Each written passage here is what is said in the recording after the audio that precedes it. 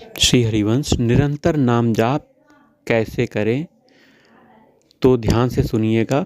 निरंतर साधना अत्यंत आवश्यक है, चाहे वह नाम जाप हो, चाहे आंतरिक रूप से चतुरार्थी जी का गायन हो, या फिर कोई भगवत विचार मन में आ रहा हो।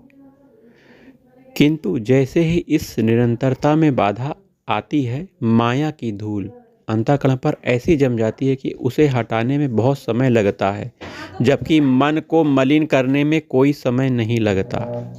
इसलिए उपासक को निरंतरता बनाए रखने पर ध्यान देना चाहिए। भले ही कभी कभी कुछ क्षणों का अंतराल आ जाए, चाहे वह 10 सेकंड हो या 20 सेकंड, परंतु यदि एक बार राधा राधा जप लिया जाए तो यह एक श्रेष्ठ साधन बन जाता है। हमने तो यह भी कहा है कि यदि पूरे 24 घंटे नहीं जप सकते तो कम से कम 24 घंटे नाम जाप करो। फिर धीरे धीरे यह बढ़ाकर 2 घंटे कर लो, फिर धीरे धीरे और बढ़ाओ। यह केवल प्रेरणा देने के लिए कहा गया है, परंतु वास्तव में लाभ निरंतर जाप में ही है। जब अंत में हमारे हृदय में नाम प्रकाशित हो जाता है और उनके दर्शन और श्रवण का आनंद मिलने लगता है, तब यह शरीर कब छूट गया इसका भी पता नहीं चलता। नाम जप में इतनी गहराई होती है कि मनुष्य उसमें पूरी तरह डूब जाता है। यह स्थिति स्वाभाविक रूप से तब आती है जब साधक को कृपा से अनुभव होने लगता है कि अब वह केवल नाम ही सुन रहा है, नाम ही देख रहा है और उसका स्वयं का अस्तित्व विलीन हो गया है। निरंतरता अत्यंत लाभदायक है, क्योंकि यदि यह आपको अंतर्मुखी बना देगी और भगवत भाव में यह डुबो देगी। जब साधक अपने पुरुषार्थ से निरंतर भजन करने का प्रयास करता है, साथ ही भगवत आश्रय लेता है, तब यह अत्यंत प्रभावशाली हो जाता है। अन्यथा बिना आश्रय के साधन में प्रपंच बढ़ता है और ज़्यादा साधन करने से भी अधिक लाभ नहीं होता। राधा राधा राधा कृष्ण कृष्ण भगवान के जो भी नाम हैं उसकी निरंतरता बनाए रखें।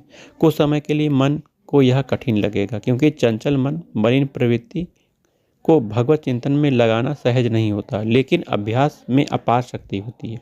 यदि आप वाचिक जप का अभ्यास करें तो धीरे धीरे उपांशु जप, वह जप जिसमें जीवा होठ तालु कंठ का प्रयोग हो किंतु ध्वनि जापक को स्वयं भी सुनाई ना दे, इसे उपांशु बोलते हैं, में प्रवृत्त हो जाता है।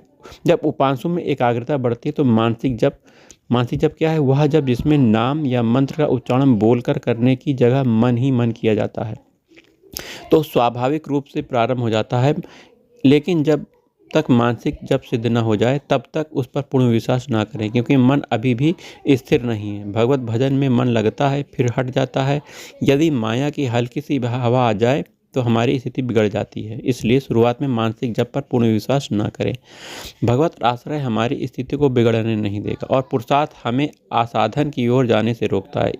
लौकिक सामग्री और क्रियाएं केवल जीवन जीने के लिए हैं, लेकिन सत्संग और नाम जाप जीवन का परम लाभ है। मनुष्य जीवन में भजन किया जाए तो भी इसी जन्म में मुक्ति संभव है। भगवान अत्यंत करुणामय हैं, उनकी करुणा हर समय बरस रही है, चाहे परिस्थिति कैसी भी हो। हम केवल नाम जाप नहीं छोड़ना चाहिए हमें। हमारी यही प्रार्थना है कि हम राधा राधा कृष्ण कृष्ण राम राम जो भी आपको पसंद हो निरंतर अपने कानों तक पहुँचाए, और जितने लोग इस नाम का कीर्तन सुनेंगे उसे भी परम लाभ होगा। साथ ही आप पर भी भगवान की विशेष कृपा होगी। भगवान ने हमें 2 आंखें दी हैं, सोचिए यदि वो ना होती तो कैसा लगता। भगवान ने हमें कान दिए, यदि ना होते तो हम भगवत चर्चा कैसे सुन पाते। यदि जीवन ना होते तो हम नाम जाप कैसे कर सकते। तो यह सब ईश्वर की देन है और इसका सार्थक उपयोग हमें करना चाहिए। इसलिए निरंतरता बनाए रखें, चाहे जैसे भी संभव हो। कभी राधा नाम चल रहा हो, कभी शरणागत मंत्र चल रहा है, कभी निजी मंत्र चल रहा है, कभी चतुरासी जी का पद गायन चल रहा है, लेकिन निरंतरता बनी रहनी चाहिए। जैसे जैसे साधन में निरंतरता बढ़ती जाएगी वैसे वैसे साधक दिव्यता को प्राप्त होता जाएगा। निरंतरता बनाए रखना थोड़ा कठिन है क्योंकि मन विषयों की ओर भागता है, उसमें सुख का अनुभव करने लगता है।